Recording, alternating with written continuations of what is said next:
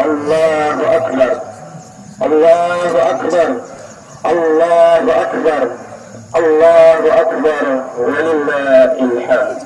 الحمد لله الذي جعل هذا اليوم، الحمد لله الذي جعل هذا العيد من أعظم الأيام الذي أحلنا فيه الطعام وحرم علينا فيه الصيام. أشهد أن لا إله إلا الله وحده لا شريك له، له الملك وله الحمد يحيي ويميت وهو على كل شيء قدير. وأشهد أن سيدنا محمدا عبده ورسوله المبعوث رحمة للعالمين. فيا أيها الناس أوصيكم ونفسي بتقوى الله فقد فاز المتقون. وقال الله سبحانه وتعالى في آية القرآن الكريم: أعوذ بالله من الشيطان الرجيم، بسم الله الرحمن الرحيم. يا أيها الذين آمنوا اتقوا الله حق تقاته ولا تموتن إلا وأنتم مسلمون. الآية صدق الله العظيم وصدق رسوله النبي الكريم وبلغ الرسالة حتى الأمين، فإن شاء الله نحن على ذلك من الشاهدين والشاكرين والحمد لله رب العالمين.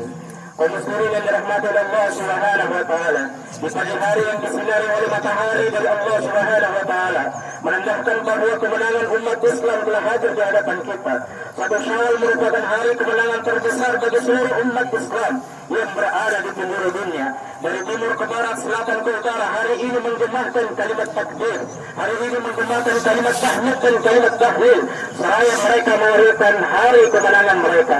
Menang bukan dari hasil angkat senjata, menang bukan dari hasil melawan musuh, sebagaimana saudara kita yang puasa dari pertama hingga akhir, mereka berpuasa dengan anak-anak peluru, mereka salat penuh dengan anak-anak peluru. Siapa lagi kalau bukan saudara kita yang hari ini dijajah oleh Israel laknatullah, yaitu Palestina. Namun kemenangan kita hari ini adalah kemenangan murni yang diperoleh daripada satu bulan perjuangan penuh, tanpa ada lelah dan tanpa ada letih, dengan rasa lapar yang menghantui perut, rasa haus yang menggerogoti kerongkongan, melatih diri masihnya takwa mengharap ridha dari Allah Subhanahu wa taala dalam bulan puasa satu bulan penuh. Bulan puasa selain sebagai syahrul maghfirah, juga sebutkan sebagai syahrul madrasah. Beliau yang mendidik kita sebagai perbekalan kehidupan nanti untuk melanjutkan 11 bulan kehidupan kita nanti yang akan datang. Maka siapapun yang tidak mendapatkan keberkahan di dalam bulan Ramadan, siapapun yang tidak memuliakan bulan Ramadan, siapapun tidak mengoptimalkan dirinya dalam bulan Ramadan, maka mereka tergolong dalam faqadun. Mereka tidak akan pernah sama sekali mendapatkan kemuliaan dari Allah Subhanahu wa taala.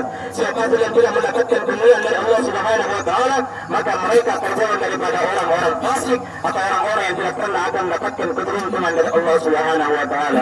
Kalau bulan Ramadan saja Allah sebut sebagai bulan pendidikan yang mendidik kita bagaimana bisa meningkatkan kualitas ibadah kita, sedangkan di bulan Ramadan ini mungkin harta kita masih sulit dikeluarkan untuk disedekahkan, ataupun mungkin di bulan Ramadan ini lisan kita masih sulit untuk membaca Al-Quran, ataupun di bulan puasa tadi mungkin kita sulit menggerakkan hati dan jasad kita berangkat ke masjid untuk melakukan ibadah. Sudah dipastikan di satu Syawal ini dan seterusnya kita akan jauh daripada Allah Subhanahu wa taala. Setelah bulan Ramadan saja sebagai bulan pendidikan belum mampu merubah diri kita, lalu bulan apa yang kita tunggu untuk merubah ego kita yang begitu besar dalam diri yang penuh dengan kesombongan. Kaum muslimin yang dirahmati Allah Subhanahu wa taala, sadarilah bahwa kehidupan ini sangat singkat. Rasa sakit, rasa penderitaan yang saat ini kita derita, yang saat ini kita alami, semua akan terhenti dengan suatu kepastian yang akan memutuskan segala kenikmatan yang hari ini kita rasakan, yaitu kematian. Siapapun di antara kita, jika Allah sudah berkehendak untuk bertemu dengan kita, maka tidak ada satupun yang bisa menolak pertemuan Allah Subhanahu wa taala. Walaupun ummatin ajal, setiap yang hari ini mengatakan Allahu Akbar, Allahu Akbar, Allahu Akbar, Allahu Akbar, Allahu Akbar, Allahu Akbar, walillahil hamd. Alhamdulillah alladhi ja'ala hadha al-yawm, alhamdulillah alladhi ja'ala hadha al-'id min a'zam al-ayyam alladhi ahallana fihi at-ta'am wa harrama 'alayna fihi as-siyam. أشهد أن لا إله إلا الله وحده لا شريك له، له الملك وله الحمد يحيي ويميت وهو على كل شيء قدير. وأشهد أن سيدنا محمدا عبده ورسوله المبعوث رحمة للعالمين. فيا أيها الناس أوصيكم ونفسي بتقوى الله فقد فاز المتقون. وقال الله سبحانه وتعالى في آية القرآن الكريم: أعوذ بالله من الشيطان الرجيم. بسم الله الرحمن الرحيم.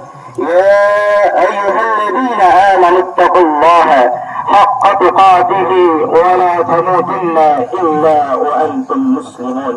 الآية: صدق الله العظيم وصدق رسوله النبي الكريم وبلغ الرسالة حتى الأمين. فإن شاء الله نحن على ذلك من الشاهدين والشاكرين والحمد لله رب العالمين.